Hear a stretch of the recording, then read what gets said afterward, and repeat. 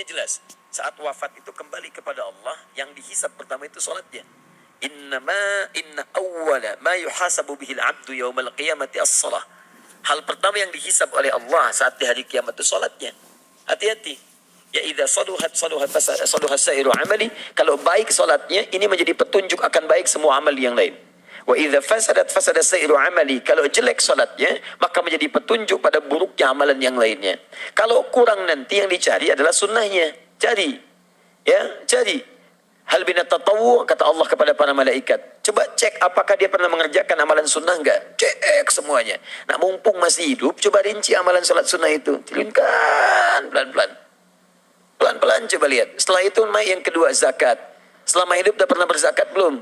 Kalau belum pernah zakat, coba usaha supaya bisa zakat sebelum wafat. Ayo motivasi diri. Walaupun mungkin nilainya tidak sebanyak yang lain, tapi keikhlasannya hadirkan lebih banyak daripada yang lain. Itu ukurannya. Berbahagialah karena ukuran amalan itu terletak pada keikhlasan. Bukan terletak pada kuantitas berapa yang dikeluarkan. Maka dengan itu ada peluang kita untuk berlomba dengan yang lain. Dulu Bilal, teman-teman sekalian, kalau sudah waktunya mau tiba menyembelih itu kurban, yang lain sembelih kambing, yang lain sembelih kemudian unta macam-macam, beliau mengukur diri. Saya nggak bisa didapatkan kambing, cuma nabung.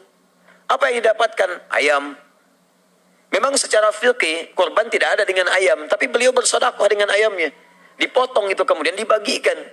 Yang dilihat bukan kambingnya, yang dilihat bukan untanya. Seberapa banyak kekuatan kita untuk ikhlas mengumpulkan dan melakukan karena Allah Subhanahu wa taala. Dengan ayam tidak dihitung sebagai kurban, bukan kurban namanya, tapi sedekah. Tapi dilihatnya jangan pada bentuk sedekah atau kurbannya, dilihatnya bagaimana kesungguhan seseorang itu untuk mewujudkannya. Ukur lagi setelah itu terus sampai dengan yang terakhir puncaknya. Demikianlah seharusnya kita memetakan kehidupan sehingga hidup ini terarah. Ya, tidak cuma bolak-balik menjalani kehidupan dunia. Bangun, tidur, dah bangun, tidur lagi. Habis tidur, tidur lagi. Tidur lagi. Ya, apa yang didapatkan? Nah, karena itu, mari kita perbaiki sampai dengan saat ini. Dan insya Allah kita akan lanjutkan karena juga ada orang sholatnya banyak dikerjakan. Sunnahnya banyak. Tapi sayang sekali, apa yang dikerjakan kualitasnya belum seperti yang diinginkan oleh Nabi SAW. Untuk itu kita pelajari di hari ini dengan harapan semoga apa yang kita dapatkan ini meningkatkan status kita di hadapan Allah Subhanahu Wa Taala. Menurut sahabat Ibnu Abbas radhiyallahu taala anhuma, dan ini dinukil kemudian oleh para ulama termasuk Syekh Muhammad Hashim bin Ash'ari yang pendiri Nahdlatul Ulama itu menulis kitab Alabul Alim wal Muta'allim di bab yang pertama. Ya, al-babul awal. Babnya berbunyi fadl ilmi wal ulama wat ta'lim wat ta'allum. Di paragraf yang kedua baris yang pertama, beliau menyebutkan kalau seseorang kemudian beribadah didasari dengan dasar ilmu terlebih dahulu. Jadi belajar, habis itu kita praktekin. Bedanya dengan orang yang cuma ibadah tanpa dasar ilmu. Di orang yang cuma menghafal, nih bacaan sholat hafalkan ini. Ini hafalan, ini bacaan. Tapi nggak tahu dasar ilmunya. Kenapa dia bertakbir? Kenapa baca ini? Kenapa mengerjakan ini? Nah, itu beda pahalanya 700 kali lipat. Jadi kalau yang cuma sholat saja nggak tahu apa yang dibaca, nggak ngerti apa yang diungkapkan, ya sah secara hukum, dibuka dengan takbir, ditutup dengan salam, sah semuanya. Fikihnya, gerakannya benar, bacaannya bagus. Itu berapa pahala yang didapatkan? Dalam keterangan Al-Quran di surah ke-6 Al-An'am ayat 160, itu 10 pahalanya. Man jaa bil hasanati, siapa yang mampu mengerjakan satu amal kebaikan, falahu asyru amthaliha, maka dia mendapatkan 10 nilainya, hasanah. Dan salat di dalam Al-Quran disebut dengan hasanah. Quran surah 11 ayat 114. Aqimis salata tarafain nahar wa zulafan minal lail innal hasanati yudhibna sayyiat. Tunaikan salat di 2 siang itu. Ya, dari mulai pembuka subuh sampai ke zuhur. Wa zulafan minal lail, sampai ke malam, dari mulai matahari terbenam, ya di situ zulafa itu terpeleset. Terpeleset itu kan ke bawah, tenggelam ke bawah, maksudnya maghrib, sampai ke isya. Ya, bayangkan subuh, zuhur, asar, maghrib, isya, kerjakan. Innal hasanat, salat-salat itu disebut hasanat. Sungguh salat-salat itu melahirkan banyak kebaikan. Kalau antum kerjakan banyak kebaikan, otomatis ini hukum Quran, itu akan menutup keburukan-keburukan. Tadi malam saya sampaikan rumus pahala dan dosa. Lihat, hasanah itu amal baik yang bernilai pahala. Rumus dalam Qurannya, hasanah itu akan menghapuskan sayyiat. Sayyiat jamak dari kata sayyiat atau su di sini. Ini jamaknya sayyiat. Ini jamaknya hasanat. Demikian. Yang ini melahirkan dosa, yang ini melahirkan pahala. Nah, kalau Anda berbuat satu kebaikan nilai hasanah, ada pahalanya. Pahala ini ketika dikerjakan akan otomatis menutup dosa. Jadi kalau dapat satu, dosanya satu, selesai. Ini habis. Jadi nggak punya pahala, nggak ada dosa, kosong. Beruntungnya kita, Allah Maha Rahman. Setiap dosa dituliskan satu nilainya. Setiap pahala dituliskan 10 nilainya. Jadi kalau kita kerjakan sholat, ini nilainya ini satu hasanah. Kalau hasanah satu berarti 10 poinnya. Dari mana rumusnya? Quran surah ke-6 ayat 160. Man jaa bil hasanati, siapa yang mengerjakan satu kebaikan bernilai pahala, falahu asyru amsalihha, dapat 10 poinnya. Tapi kalau Anda mengerjakan keburukan, satu. Awas, fala yuzza illa mithlaha wa hum la yuzlamun. Gak akan dibalas kecuali satu aja, satu. Ngerjakan kebaikan 10, dosa 1. Udah, satu, sehingga antum masih punya bekal. Cuman persoalannya, berapa kali antum berbuat dosa dalam sehari? Itu masalahnya. Sholat 5 kali, dosanya 50 kali, sama-sama aja.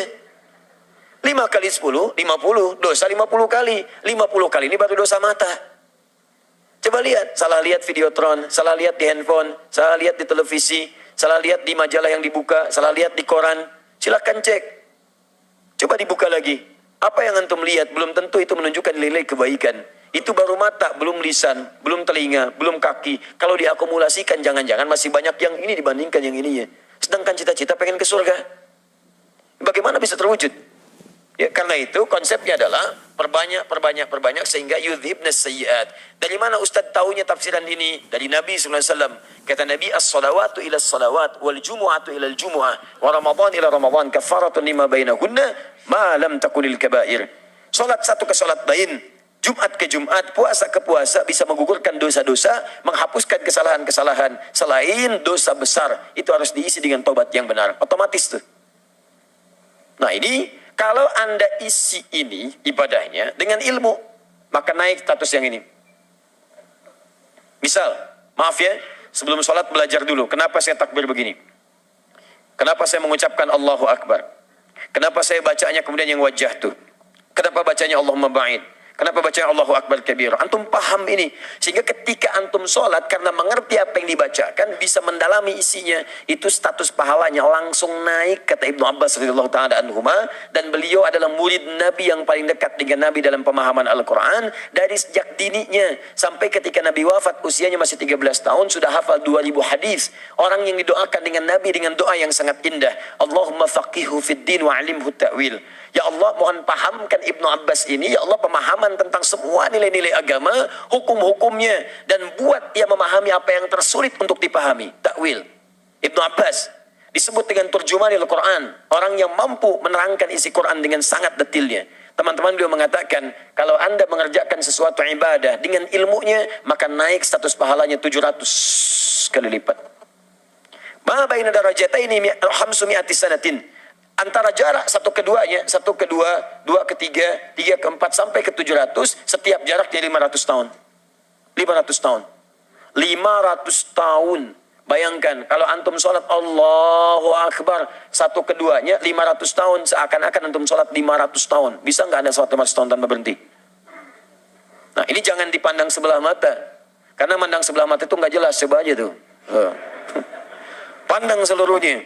Ya. Pandang seluruhnya, lihat, ini nggak akan kelihatan kalau bicara pahala, bukan di dunia, tapi akhirat nanti. Nanti sebelum meninggal akan ditampakkan tuh, apa kebaikan-kebaikan kita. Dan itu yang akan memberikan respon bagaimana cara antum pulang. Kalau banyak dosanya, sesuai kebiasaan, banyak dosa ditampakkan dosa. Makanya banyak gelisahnya, gelisah, takut, kadang-kadang mukul sana-sini, meracau tidak karuan. Demikian. Tapi kalau antum banyak berbuat kebaikan, kebaikan yang ditampakkan enak, di pulangnya itu tidak terasa. Panggilannya tenang. Karena antum sudah tenang, maka jiwanya pun pulang dengan tenang. Turunlah Quran surah ke-89 itu. Ayat 27-30. Ya ayyatuhan nafsul mutmainnah. Irji'i ila rabbiki radiyatan mardiyah. Pulang, lihat gitu. Ada yang cuma sambil melihat, tidur-tiduran, dan pulang, meninggal. Ya, enak tidurnya. Lihat di bagian belakang tuh, tidur-tiduran, meninggal. Kan? Ya. Jelas ya? Karena itu maksud saya, ayo kita siapkan diri kita akan mulai belajar, dan kita berusaha meningkatkan status kita, harus diupdate di hadapan Allah. Jangan status dunia ditingkatkan, status akhirat didiamkan. Itu yang coba kita perbaiki, karena pertandingannya sekarang semakin ketat teman-teman. Persaingannya pun tidak mudah. Sekarang untuk urusan Quran aja, yang ikutan tuh bukan cuma orang-orang biasa, anak-anak kecil. Ada yang dari bayi belum lahir, udah disiapin bapak ibunya. Antum bayangkan, antum sudah hidup misalnya 40 tahun. Tuh ada bayi baru 4 bulan tuh dalam kandungan ibunya. Bapak ibunya udah nyiapin tuh untuk jadi penghafal Quran. Jadi kalau kita tidak serius sekarang, antum ketinggalan nanti. Ketinggalan. Ada anak usia 3 tahun, 4 tahun dah hafal Quran. 5 tahun dah hafal. Ada yang gak bisa lihat. Antum dikasih 30 tahun, 40 tahun.